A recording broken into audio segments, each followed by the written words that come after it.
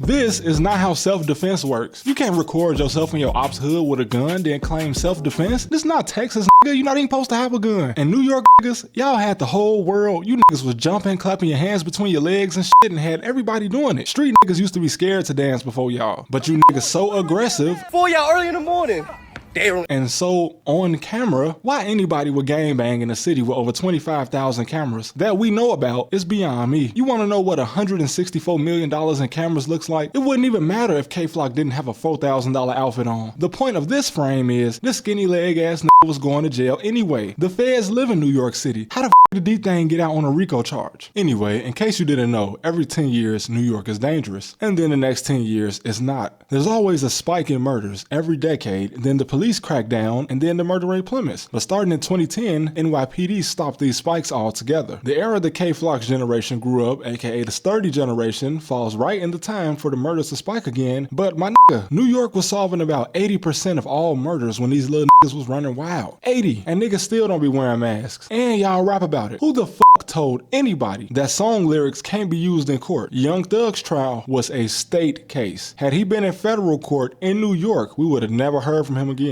Why did drill start and last so long in Chicago? Because the police in Chicago only solve 21 to 26% of murders, meaning it's pretty much a free-for-all. What the fuck is y'all doing? Bye-bye! Bye-bye! How you coming, bitch?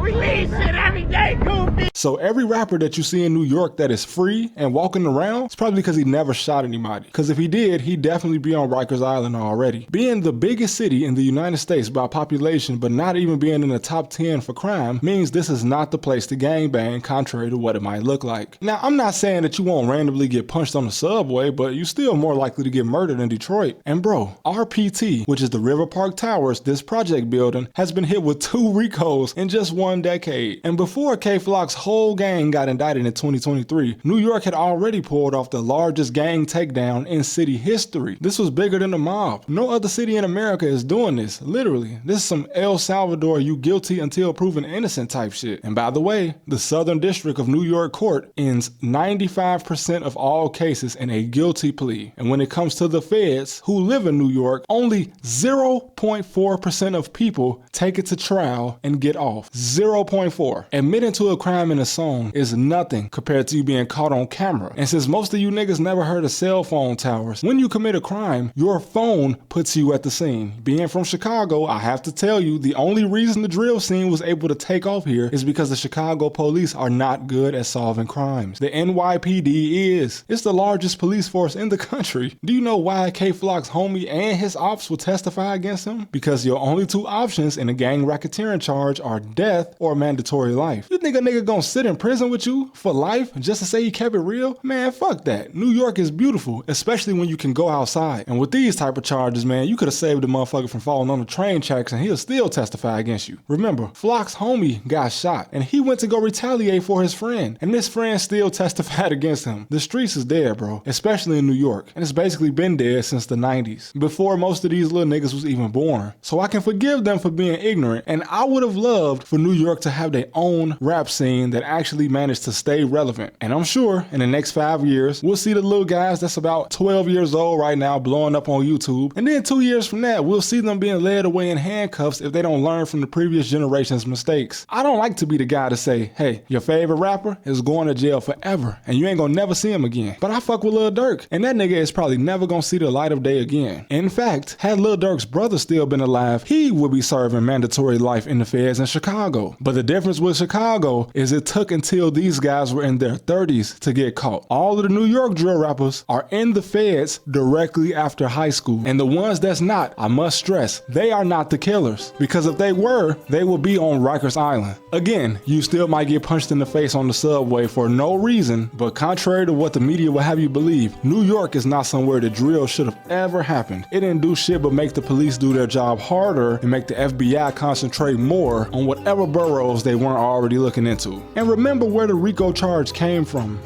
I wonder where this charge came from. Oh, it was invented by the feds to take down the mob in New York.